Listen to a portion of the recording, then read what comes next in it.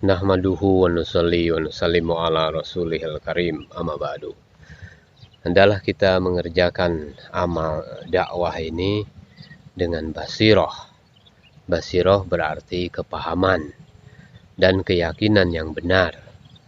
Artinya kita yakin bahwa semua masalah hanya dapat diselesaikan dengan usaha dakwah ini.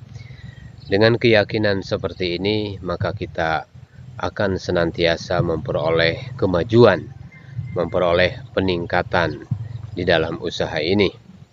Namun tanpa keyakinan itu, maka dengan datangnya masalah-masalah, lama-lama kita akan mundur dan terlempar dari usaha dakwah ini. Memang dalam menempuh usaha ini, kita akan menghadapi berbagai rintangan, berbagai halangan. Itulah tanda bahwa usaha ini adalah usaha yang hak. Tidak semua orang dengan mudah menerima. Berlawanan dengan usaha kebatilan, dengan mudah dan cepat akan diterima di mana-mana. Jadi hanya dengan keyakinan yang kuat, maka ketika masalah datang, kita tidak akan mundur, tidak akan terpengaruh untuk mundur atau berhenti. Juga tanpa keyakinan yang kuat, maka kesatuan hati kita tidak akan terjaga. Usaha dakwah adalah asbab yang pasti untuk turunnya hidayah. Sebagaimana bila munculnya matahari, maka pasti datang pula cahaya. Maka tidak mungkin terjadi ada dakwah tapi tiada hidayah. Turunnya hidayah, asbab dakwah ini lebih utama, lebih pasti dari datangnya cahaya karena terbit matahari. Saudara-saudara sekalian yang dimuliakan Allah Subhanahu wa taala, kita pun harus yakin bahwa hanya dengan usaha inilah maka umat akan terselamat. Kini dakwah sudah berkembang, sudah banyak orang mengambil bagian, sudah banyak orang yang keluar 4 bulan, 40 hari, setahun menjadi syuro, menjadi penanggung jawab dan sebagainya. Namun bukan di situ letak hakikat keberhasilan dakwah. Hakikat keberhasilan kita adalah bila kita mati di dalam dakwah, bila kita mati di dalam usaha atas agama. Karena seperti orang yang menikah, mereka baru ada hubungan, namun belum tentu ada kesesuaian. Kita yang sudah keluar pun begitu. Kita baru ada hubungan dengan dakwah, namun kita belum tahu apakah ada kesesuaian antara kita dengan usaha dakwah ini, usaha yang mulia ini. Apakah diri kita dinisbatkan dengan usaha ini? Sesungguhnya janji Allah Subhanahu wa taala terhadap usaha ini adalah hak dengan syarat adanya ijtimaiyat dan kesatuan hati. Saudara-saudara sekalian yang dimuliakan Allah Subhanahu wa taala, adapun cara agar terjaga kesatuan hati, yang pertama adalah kelembutan. Kelembutan adalah rahmat Allah Subhanahu wa taala. Kita harus mengajak dan mengembalikan orang-orang kepada usul-usul dakwah, kepada tertib-tertib dakwah dengan kelembutan. Lihat contoh bagaimana sikap Rasulullah SAW ketika ada orang Badui yang kencing di dalam masjid. Saat itu beberapa orang sahabat hendak memukul orang ini. Rasulullah SAW menahan para sahabat dan membiarkan Badui itu menyelesaikan kencingnya. Dan setelah selesai, Rasulullah SAW tidak membesarkan masalah tersebut. Beliau suruh orang ambil air untuk mengguyur bekas kencing tersebut, baru kemudian memanggil si Badui tadi dan dinasehatinya dia dengan lemah lembut agar dia tidak kencing di dalam masjid, karena masjid adalah tempat ibadah. Si Badui tersebut ketika pulang ke kampungnya dengan senang memuji akhlak Rasulullah SAW, bahwa beliau adalah guru yang terbaik. Dari kisah di atas kita bisa melihat bagaimana kehati-hatian Rasulullah SAW di dalam menjaga perasaan orang. Yang Rasulullah SAW khawatirkan bukan sekedar si badui lari dari masjid karena dipukul, tetapi takut kalau si badui sampai lari dari Islam. Jadi jika kita memarahi atau menyakiti hati saudara kita karena dia melanggar tertib, maka kesalahan kita lebih besar daripada pelanggaran orang tersebut. Saudara-saudara yang dimuliakan Allah Subhanahu wa taala, tadi yang pertama kelembutan. Kemudian yang kedua, agar terjadinya kesatuan hati di antara kita adalah memaafkan. Memaafkan artinya bukan sekedar memberi maaf, tetapi juga menutupi kesalahan atau aib saudara kita yang bersalah. Memberi maaf adalah tingkat maaf yang terendah. Apalagi jika kita sampai tidak mau memberi maaf, kita adalah orang yang paling buruk. Menutupi kesalahan orang adalah sama dengan menutup aurat. Wajib. Dan kata Umar bin Abdul Aziz, matikanlah dengan cara tidak menyebut-nyebutnya lagi. Mudzakarah atau membahas-bahas suatu kebatilan sama dengan menyebarkan kebatilan. Pernah dalam suatu majelis yang dipimpin oleh Umar radhiyallahu anhu, ada orang yang kentut. Maka Umar berkata agar siapa yang kentut berdiri dan memperbaiki wudhu. Mendengar perkara ini, Ubaidillah radhiyallahu anhu yang duduk di sebelah Umar radhiyallahu anhu berbisik, "Wahai Umar, tidakkah akan lebih baik apabila kita semua berdiri dan mengulang wudhu kita semua, sehingga kita tidak mempermalukan seseorang?" Maka Umar radhiyallahu anhu pun sangat senang dengan usulan tersebut dan berkata, "Ubaidillah, kau memang sebaik-baiknya pemikir, baik di zaman jahiliyah maupun di zaman Islam." Saudara-saudara dimuliakan Allah Subhanahu wa taala, jadi bila kita melihat kesalahan saudara kita, kita harus doakan dan mintakan ampun untuk dia. Dan jangan laporkan kesalahan tersebut kepada jumidar, kepada penanggung jawab, ataupun kepada syuro. Rasulullah SAW bersabda, jangan ceritakan keburukan-keburukan sahabat kepadaku, karena aku ingin berjumpa dengan mereka dengan hati yang bersih. Saudara-saudara sekalian yang dimuliakan Allah Subhanahu wa taala, jika memang mau menyelesaikan masalah, maka laporkan kasus tersebut hanya kepada jumidar atau penanggung jawab yang kira-kira bisa memperbaiki keadaan, yaitu jumidar atau penanggung jawab atau syuro yang mencintai dan dicintai oleh orang yang punya masalah. Jika hanya dibicarakan kepada para jumidar atau para syuro, maka ini adalah ghibah. Tidak ada penyelesaian. Semoga Allah Subhanahu wa taala memberikan kekuatan kepada kita dan taufik untuk menyelesaikan masalah-masalah kita. Kemudian cara untuk menyatukan hati yang ketiga adalah musyawarah. Musyawarah adalah asbab terpenting untuk menyatukan hati. Bagaimana agar saudara-saudara kita dimintai pendapat, sehingga pada akhirnya mereka yang berpendapat bisa ikut menyambut takaza. Jika orang tidak diundang untuk memberi pendapat, maka bagaimana mereka dapat mengambil takaza? Dengan sholat, kita kumpulkan orang di masjid. Dengan musyawarah, kita kumpulkan orang dalam usaha dakwah. Sholat adalah rukun Islam, sedangkan musyawarah adalah rukun dakwah. Faisalah bukan seperti hakim, tapi seperti khadim.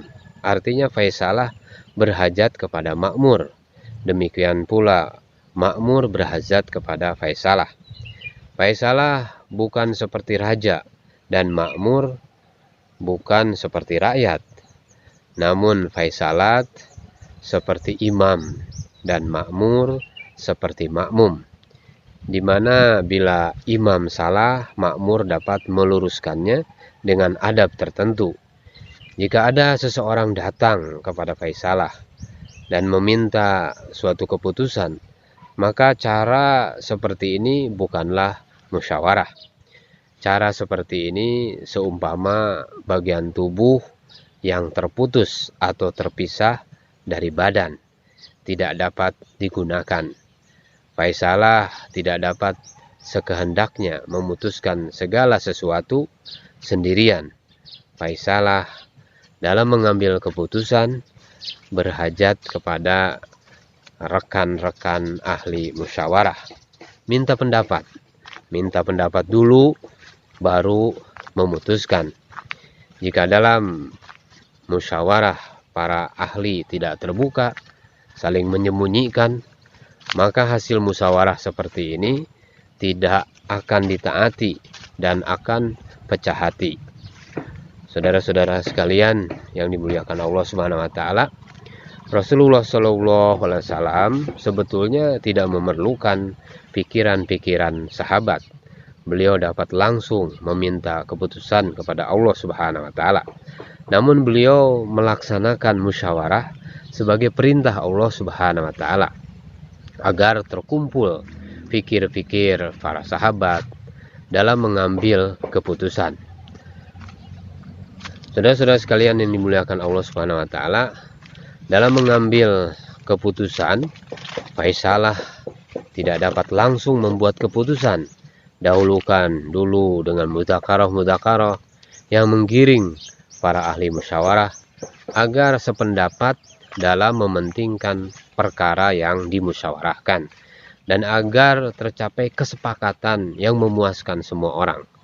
Jika kita memutuskan tanpa didahului oleh mudzakarah, maka orang-orang akan merasa tidak sependapat mementingkan keputusan tersebut. Pernah dalam suatu perjalanan jihad, para sahabat radhiyallahu anhum mengalami kelaparan sebagaimana sifat khasnya, maka seseorang dari Ansor berpikir untuk ikram, maka dia pun menghadap Rasulullah Shallallahu alaihi wasallam dan memberi usul atau meminta izin untuk diperbolehkan menyembelih unta untuk dimakan. Rasulullah Shallallahu alaihi wasallam hanya menyetujuinya. Ketika hendak menyembelih, sahabat Ansor tersebut dicegah oleh Umar radhiyallahu anhu. Ketika orang Ansor berkata bahwa dia telah mendapat izin dari Rasulullah SAW, maka Umar berkata, "Mari kita bersama-sama menghadap Rasulullah SAW lagi."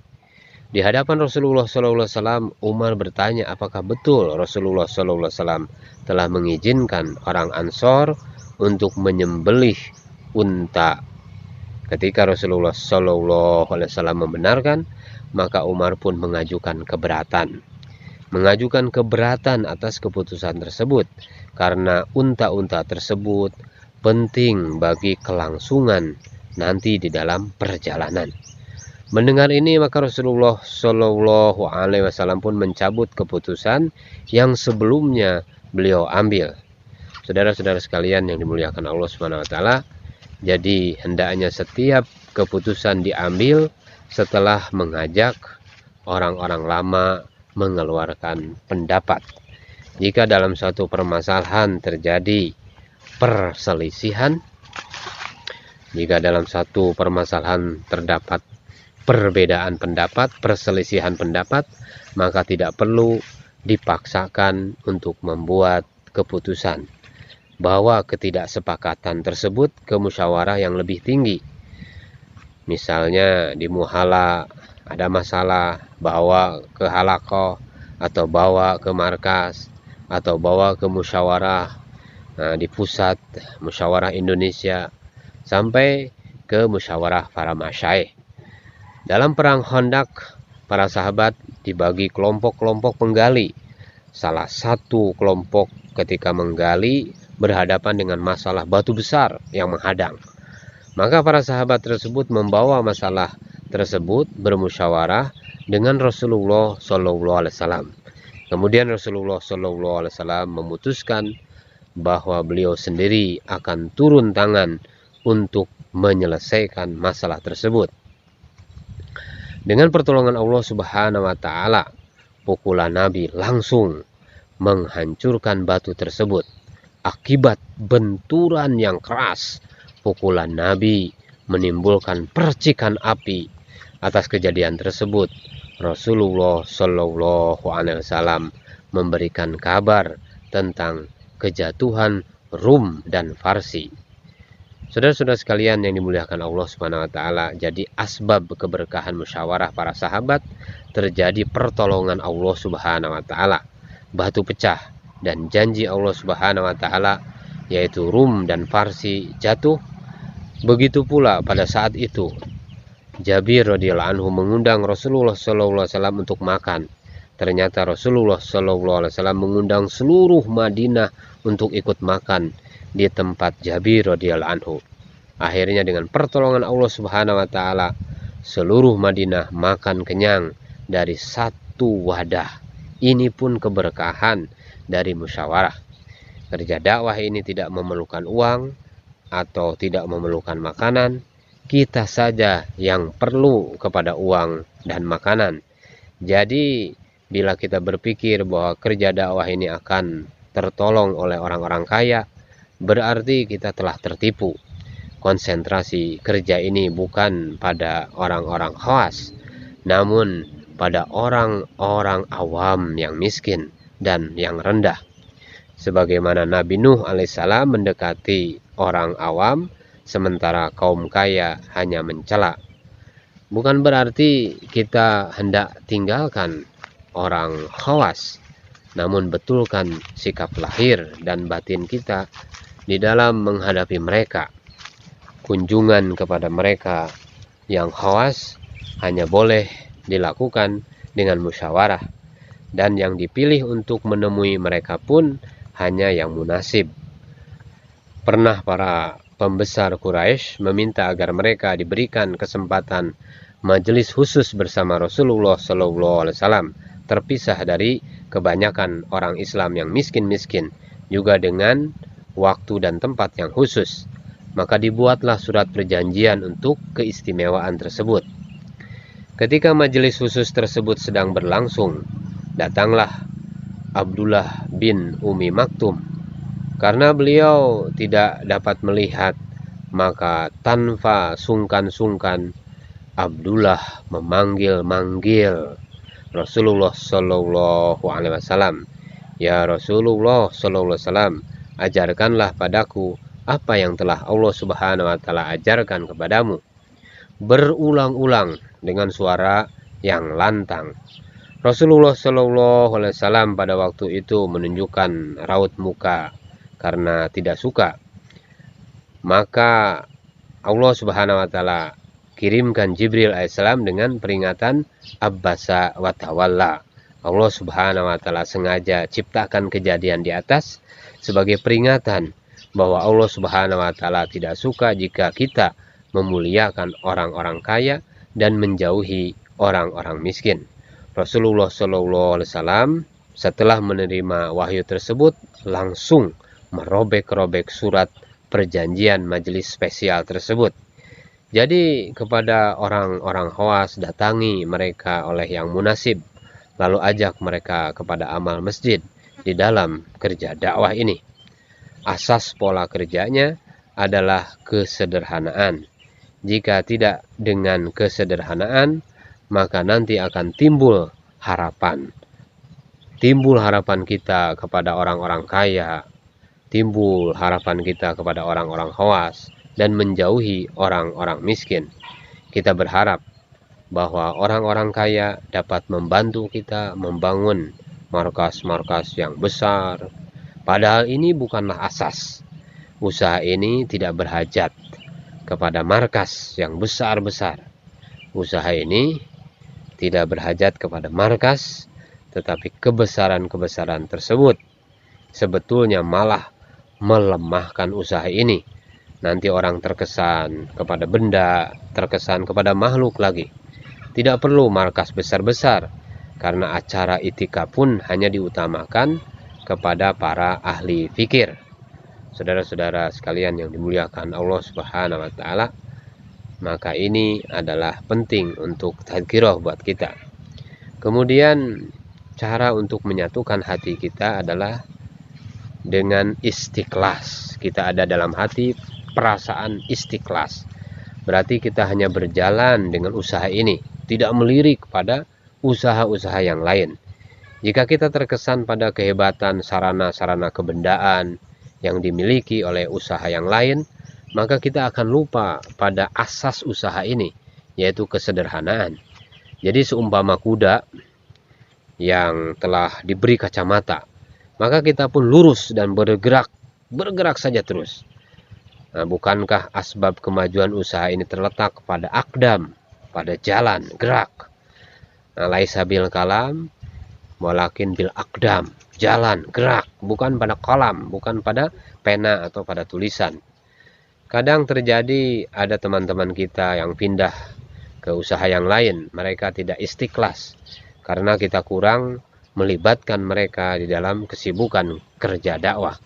Saudara-saudara sekalian yang dimuliakan Allah Subhanahu wa taala, Ka'ab bin Malik radhiyallahu anhu pernah dikucilkan oleh seluruh orang beriman se-Madinah selama 50 hari. Dalam keadaan demikian, beliau menerima surat ajakan dari Raja Romawi untuk berpindah agama. Maka Ka'ab radhiyallahu anhu mengucapkan inna lillahi dan membakar surat tersebut. Nah, ini contoh istikhlas. Walau Ka'ab dalam keadaan yang tidak enak, namun ajakan kepada usaha yang lain, ajakan kepada agama yang lain, dianggapnya sebagai musibah. Saudara-saudara sekalian yang dimuliakan Allah Subhanahu wa taala, termasuk ke dalam makna istikhlas adalah kita tidak berkomentar atas usaha atau gerakan yang lain. Kepada mereka yang menentang kita, nah, kita tidak berdebat, kita diam saja dan ikram saja, ini sebagai balasan kita. Bahkan kepada gerakan yang batil sekalipun, kita tidak perlu mengkritik, apalagi mencela. Jika kita mencaci mereka, maka mereka pun akan mencaci kita dan mencaci agama kita. Sabda Rasulullah SAW, jangan mencaci orang tuamu sendiri. Maka sahabat radhiyallahu anhum heran, bagaimana mencaci orang tua sendiri? Jika kalian mencaci orang tua orang lain, maka mereka pun akan balas mencaci orang tuamu. Itu sama dengan mencaci orang tua sendiri. Saudara-saudara sekalian, usaha ini hanya akan maju dengan usaha itu sendiri. Bagaikan burung terbang dengan kedua sayapnya sendiri, begitulah dua sayap kita untuk memajukan usaha ini, yaitu hijrah dan nusroh. Maka senantiasa kita memaksakan diri kita kepada tertib untuk diri saya, sedangkan untuk orang lain cukup dengan targhib saja. Orang lain kita ikram dan cukup dengan targhib saja. Rasulullah SAW menyiapkan dirinya untuk bermujahadah, maka para sahabat pun ikut siap bermujahadah. Paksakan diri kita dahulu, nanti orang lain pun akan mengikuti. Semoga usaha-usaha untuk menyatukan hati kita ini bermanfaat bagi kita, sehingga Allah Subhanahu wa taala kekalkan kita di dalam usaha yang mulia ini, insyaallah. Kita tutup bersama dengan doa kifarat majelis. Subhanallah wa bihamdihi, subhanakallahumma wa bihamdika, asyhadu an la ilaha illa anta, astaghfiruka wa atubu ilaik.